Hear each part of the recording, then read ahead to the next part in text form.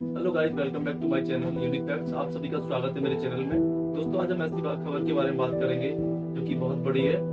मैं बात करूं तो अरविंद केजरीवाल जो दिल्ली के सीएम है, मुख्यमंत्री हैं, और 9 बार ईडी के सम्मन जाने के बाद उनको कल देर रात गिरफ्तार कर लिया है। ठीक चुनाव से पहले लोकसभा चुनाव सर पे हैं और वो इंडिया गठबंधन के हिस्सा है और कैंपेन का भी हिस्सा है और अपनी पार्टी के कन्वीनियर भी है। तो ठीक चुनाव से पहले, लोकसभा चुनाव से पहले केजरीवाल को शराब नीति घोटाले में गिरफ्तार कर लिया गया है। तो दोस्तों, कल देर रात केजरीवाल को गिरफ्तार कराया था।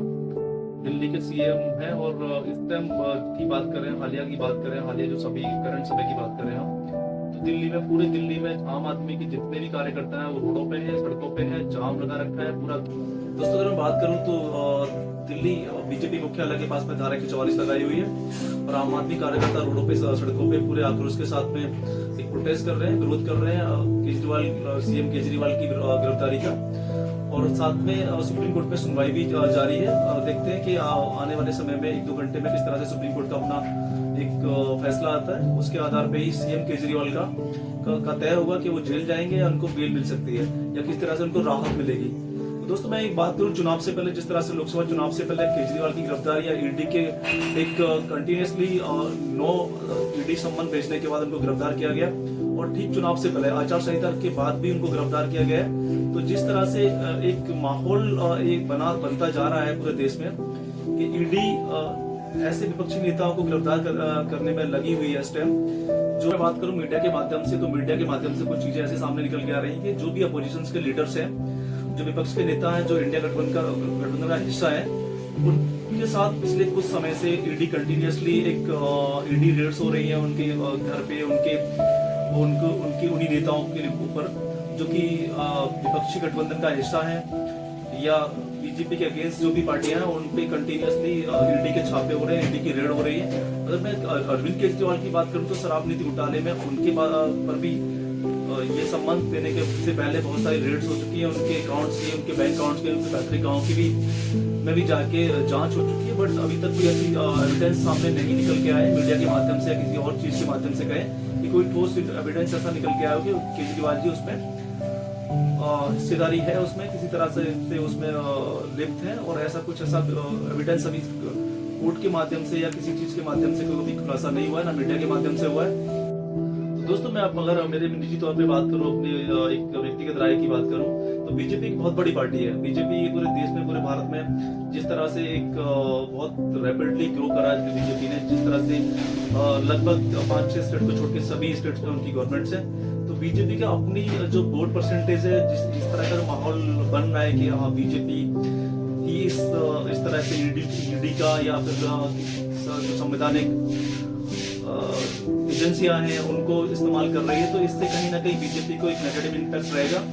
तो मैं चाहता हूं कि इतनी बड़ी पार्टी होने के बाद में इस तरह का जो एक संवैधानिक पद पे होने के बाद और आचार संहिता के बाद और ठीक चुनाव से पहले, लोकसभा चुनाव से पहले सीएम केजरीवाल को गिरफ्तार करेगा। मुझे लगता है ये मेरे माध्यम से मैं अगर कहूँ तो ये एक सीधे बीजेपी को लोग, आम आदमी कार्यकर्ता हो या इंडिया गठबंधन के नेता हो, वो सीधा ब्लेम करना चाहते हैं। ठीक चुनाव से पहले गठबंधन के नेताओं को या फिर इंडिया गठबंधन हो या फिर केजरीवाल सरकार के आप नेता हो, उन सभी को धीरे धीरे परेशान किया जा रहा है, उनको हरास किया जा रहा है। ऐसा मीडिया के माध्यम से या फिर कुछ नेताओं के माध्यम से बीजेपी पे एक एलिगेशंस आ रहे हैं, लगाए जा रहे हैं और ऐसा देखने को कंटिन्यूसली मिल भी रहा है।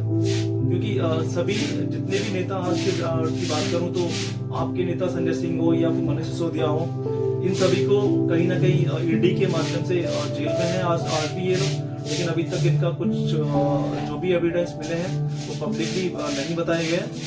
तो अगर मैं बात करूं तो किसी भी बीजेपी नेता से अभी तक कोई ईडी की रेड नहीं हुई है, किसी सीबीआई रेड नहीं हुई है या कोई पैसा बरामद की कोई बात नहीं हुई है। जितने भी नेता हैं, जितने भी ईडी रेड्स हैं, जितने भी ईडी के या फिर सीबीआई की रेड हो या फिर ईडी के माध्यम से किसी की जांच हो, वो सभी गठबंधन के नेता रहे हैं। तो दोस्तों, हो सकता है शायद ये चीजें मेरे पॉइंट ऑफ व्यू से गलत भी हो सकती है, बीजेपी से ना शामिल हो। बट आपका क्या व्यू है? मैं चाहता हूँ कि आप लोग किस तरह से इसको देखते हो कि अरविंद केजरीवाल की जो गिरफ्तारी है वो सही है या गलत है। केजरीवाल एक ऐसा नाम है जो दिल्ली गवर्नमेंट में ज्यादातर लोगों के जहन में केजरीवाल की एक ऐसी इमेज बनी हुई है कि पब्लिक का जो आक्रोश है, पब्लिक का जो प्रोटेस्ट है, वो धीरे धीरे बढ़ेगा और ऐसे टाइम पे चुनाव से ठीक पहले एक माहौल खराब करने की स्थिति क्रिएट हो गई है, पैदा हो गई है।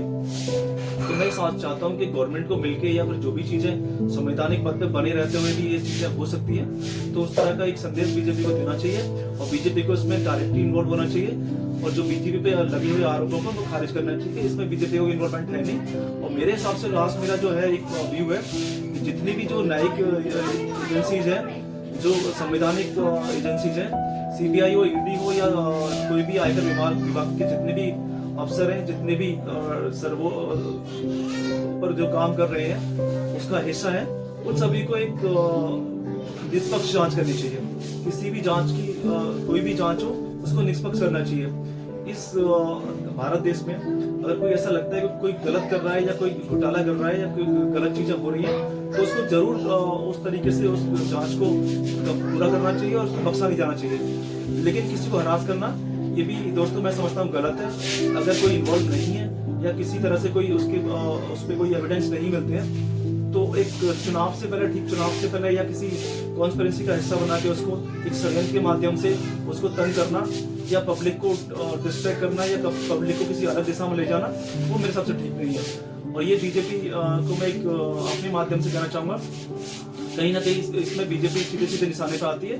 तो दोस्तों मेरा मानना तो यही है, अगर वीडियो में आपको ऐसा लगता है कि आप लोग किस तरह सोचते हो क्या सीएम केजरीवाल की जो गिरफ्तारी हो जायज है, तो दोस्तों कमेंट्स में जरूर लिख के बताएं कि सीएम केजरीवाल वाकई में भ्रष्ट नेता है या दिल्ली के सीएम केजरीवाल भ्रष्ट है, या फिर ऐसा भी हो सकता है कि सीएम केजरीवाल ने एक मोटी रकम ली हो या इसमें लिप्त हो।